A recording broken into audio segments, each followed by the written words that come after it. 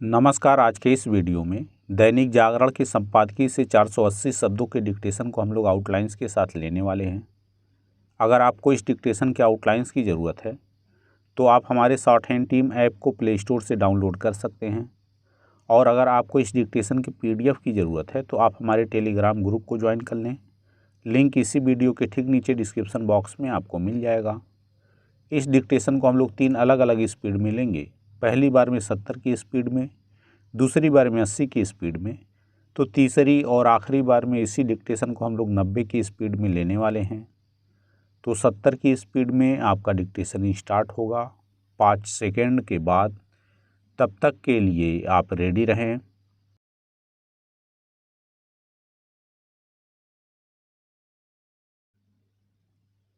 Start. यह अच्छा है कि सुप्रीम कोर्ट राजनीतिक दलों की ओर से मुफ्त सुविधाएं और सामग्री देने के वादों पर कोई रोक टोक लगाने की मांग वाली याचिका पर सुनवाई करने के लिए सहमत हो गया, लेकिन इसकी अनदेखी नहीं की जा सकती कि वह इसके पहले भी इस विषय पर संज्ञान ले चुका है, लेकिन उसका कोई सकारात्मक परिणाम नहीं निकला। उसने चुनावी रेवड़ियों के मामले में निर्वाचन आयोग को कदम उठाने को कहा था, लेकिन उसके पास ऐसे कोई अधिकार ही नहीं कि वह अनाप शनाप वादे करने वाले दलों पर कोई लगाम लगा सके।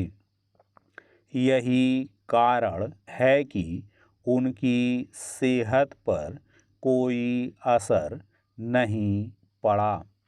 वे मतदाताओं को लुभाने के लिए ऐसे वादे करने में लगे हुए हैं जिन्हें ना तो पूरा करना संभव होता है और ना ही आर्थिक हालात उन्हें ऐसा करने की अनुमति देते हैं। इसका परिणाम यह होता है कि जब कभी रेवड़ियों का सहारा लेने वाले राजनीतिक दल सत्ता में आ जाते हैं तो वे अपने चुनावी वादों को या तो आधे अधूरे ढंग से पूरा करते हैं या फिर केंद्र सरकार से उनके लिए धन की मांग करने लगते हैं। इससे भी बुरी बात यह होती है कि वे कर्ज लेकर अर्थव्यवस्था का बेड़ा गर्क करने का काम करते हैं। वे नीति आयोग, रिजर्व बैंक आदि की ऐसी चेतावनियों की अनदेखी भी करते हैं कि चुनावी रेवड़ियां सरकारी खजाने पर अनावश्यक बोझ बढ़ा रही हैं। यह किसी से छिपा नहीं कि ढेरों लोग लुभावन वादे कर सत्ता में आई हिमाचल, कर्नाटक और कुछ और राज्यों की सरकारें किस तरह अपनी अर्थव्यवस्था को संभालने के लिए जोड़ तोड़ कर रही हैं। पैरा। चुनावी रेवड़ियों को लेकर सुप्रीम कोर्ट एक ऐसे समय सुनवाई करने जा रहा है जब लोकसभा चुनावों की घोषणा हो चुकी है और कई दल लोक लुभावन वादे करने में जुट गए हैं। स्पष्ट है कि उसे शीघ्र ही ऐसे कोई आदेश निर्देश देने होंगे जिनसे राजनीतिक दल बेहिसाब चुनावी वादे करने से बाज आएं। लोक लुभावन चुनावी वादों के मामले में मुश्किल यह है कि जो वादे किसी के लिए जन कल्याणकारी हैं वही किसी अन्य के लिए मुफ्त की रेवड़ियाँ। जब तक जन कल्याणकारी योजनाओं और मुफ्त की रेवड़ियों को सही तरह परिभाषित किया नहीं जाएगा तब तक उन पर लगाम लगाना संभव नहीं। इसमें अंतर किया ही जाना चाहिए कि कौन सी योजनाएं लोगों को सचमुच आत्मनिर्भर बनाती हैं और कौन सामाजिक उत्थान के नाम पर उन्हें बैसाखी देने का काम करती हैं या फिर मुफ्त खोरी की संस्कृति को बल देती हैं। यदि ऐसा नहीं किया गया तो देश की अर्थव्यवस्था को मजबूत बनाए रखना कठिन होगा और इसके दुष्परिणाम लोगों को ही भोगने होंगे। राजनीतिक दलों को आमदनी अठन्नी और खर्चा रुपया वाले तौर तरीके अपनाने से रोका ही जाना चाहिए। यह सही समय है कि आम लोग भी यह समझें कि वे रेवड़ियों के फेर में आकर अपना और साथ ही देश का अहित ही करते हैं। स्टॉप।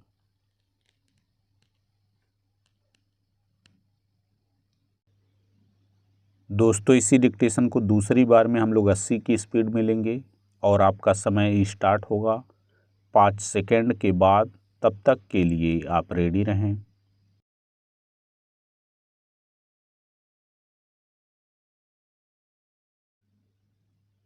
स्टार्ट। यह अच्छा है कि सुप्रीम कोर्ट राजनीतिक दलों की ओर से मुफ्त सुविधाएं और सामग्री देने के वादों पर कोई रोक टोक लगाने की मांग वाली याचिका पर सुनवाई करने के लिए सहमत हो गया, लेकिन इसकी अनदेखी नहीं की जा सकती कि वह इसके पहले भी इस विषय पर संज्ञान ले चुका है, लेकिन उसका कोई सकारात्मक परिणाम नहीं निकला।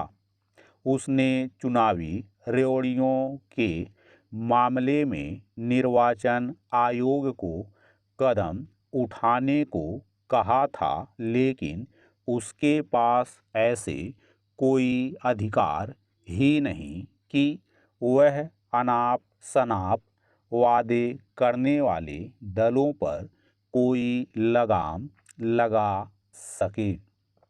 यही कारण है कि उनकी सेहत पर कोई असर नहीं पड़ा। वे मतदाताओं को लुभाने के लिए ऐसे वादे करने में लगे हुए हैं जिन्हें ना तो पूरा करना संभव होता है और ना ही आर्थिक हालात उन्हें ऐसा करने की अनुमति देते हैं। इसका परिणाम यह होता है कि जब कभी रेवड़ियों का सहारा लेने वाले राजनीतिक दल सत्ता में आ जाते हैं तो वे अपने चुनावी वादों को या तो आधे अधूरे ढंग से पूरा करते हैं या फिर केंद्र सरकार से उनके लिए धन की मांग करने लगते हैं। इससे भी बुरी बात यह होती है कि वे कर्ज लेकर अर्थव्यवस्था का बेड़ा गर्क करने का काम करते हैं। वे नीति आयोग, रिजर्व बैंक आदि की ऐसी चेतावनियों की अनदेखी भी करते हैं कि चुनावी रेवड़ियां सरकारी खजाने पर अनावश्यक बोझ बढ़ा रही हैं।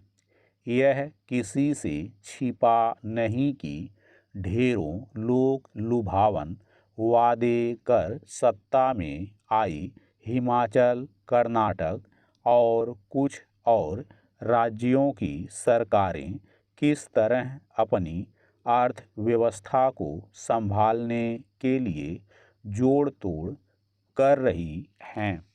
पैरा चुनावी रेवड़ियों को लेकर सुप्रीम कोर्ट एक ऐसे समय सुनवाई करने जा रहा है जब लोकसभा चुनावों की घोषणा हो चुकी है और कई दल लोक लुभावन वादे करने में जुट गए हैं।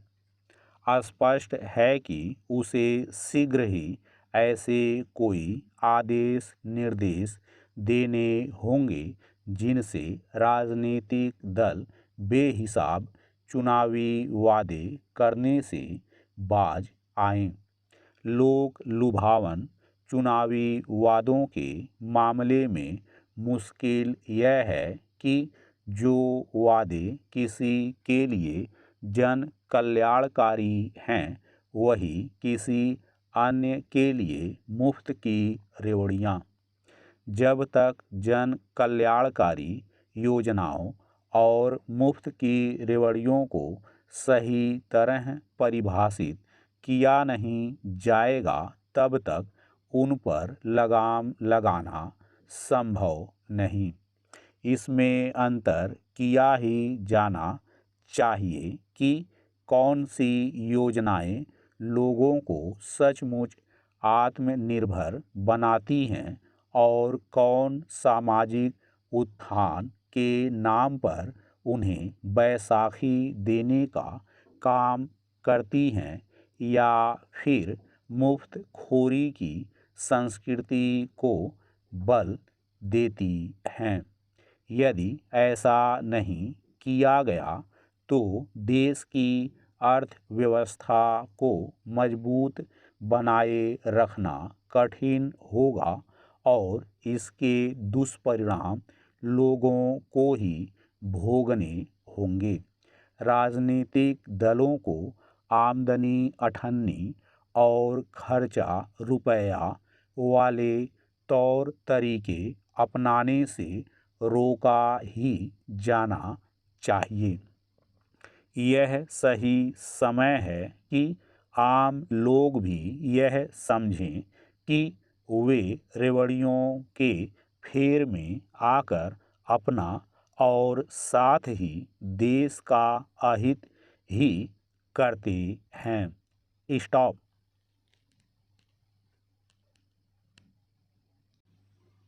दोस्तों इसी डिक्टेशन को तीसरी और आखिरी बार में हम लोग 90 की स्पीड में लेंगे और आपका समय स्टार्ट होगा 5 सेकेंड के बाद। तब तक के लिए आप रेडी रहें।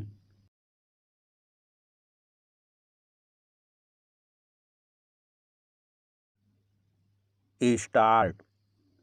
यह अच्छा है कि सुप्रीम कोर्ट राजनीतिक दलों की ओर से मुफ्त सुविधाएं और सामग्री देने के वादों पर कोई रोक टोक लगाने की मांग वाली याचिका पर सुनवाई करने के लिए सहमत हो गया, लेकिन इसकी अनदेखी नहीं की जा सकती कि वह इसके पहले भी इस विषय पर संज्ञान ले चुका है, लेकिन उसका कोई सकारात्मक परिणाम नहीं निकला।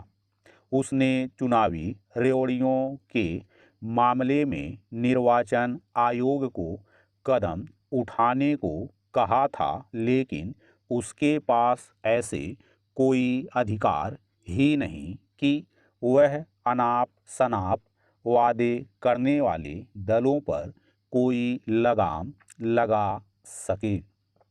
यही कारण है कि उनकी सेहत पर कोई असर नहीं पड़ा। वे मतदाताओं को लुभाने के लिए ऐसे वादे करने में लगे हुए हैं जिन्हें ना तो पूरा करना संभव होता है और ना ही आर्थिक हालात उन्हें ऐसा करने की अनुमति देते हैं। इसका परिणाम यह होता है कि जब कभी रेवड़ियों का सहारा लेने वाले राजनीतिक दल सत्ता में आ जाते हैं तो वे अपने चुनावी वादों को या तो आधे अधूरे ढंग से पूरा करते हैं या फिर केंद्र सरकार से उनके लिए धन की मांग करने लगते हैं। इससे भी बुरी बात यह होती है कि वे कर्ज लेकर अर्थव्यवस्था का बेड़ा गर्क करने का काम करते हैं। वे नीति आयोग, रिजर्व बैंक आदि की ऐसी चेतावनियों की अनदेखी भी करते हैं कि चुनावी रेवड़ियां सरकारी खजाने पर अनावश्यक बोझ बढ़ा रही हैं। यह किसी से छिपा नहीं कि ढेरों लोग लुभावन वादे कर सत्ता में आई हिमाचल, कर्नाटक और कुछ और राज्यों की सरकारें किस तरह अपनी अर्थव्यवस्था को संभालने के लिए जोड़ तोड़ कर रही हैं। पैरा चुनावी रेवड़ियों को लेकर सुप्रीम कोर्ट एक ऐसे समय सुनवाई करने जा रहा है जब लोकसभा चुनावों की घोषणा हो चुकी है और कई दल लोक लुभावन वादे करने में जुट गए हैं। स्पष्ट है कि उसे शीघ्र ही ऐसे कोई आदेश निर्देश देने होंगे जिनसे राजनीतिक दल बेहिसाब चुनावी वादे करने से बाज आएं।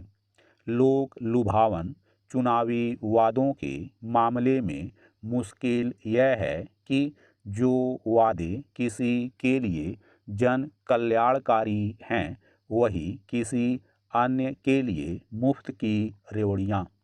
जब तक जन कल्याणकारी योजनाओं और मुफ्त की रेवड़ियों को सही तरह परिभाषित किया नहीं जाएगा तब तक उन पर लगाम लगाना संभव नहीं। इसमें अंतर किया ही जाना चाहिए कि कौन सी योजनाएं लोगों को सचमुच आत्मनिर्भर बनाती हैं और कौन सामाजिक उत्थान के नाम पर उन्हें बैसाखी देने का काम करती हैं या फिर मुफ्त खोरी की संस्कृति को बल देती हैं।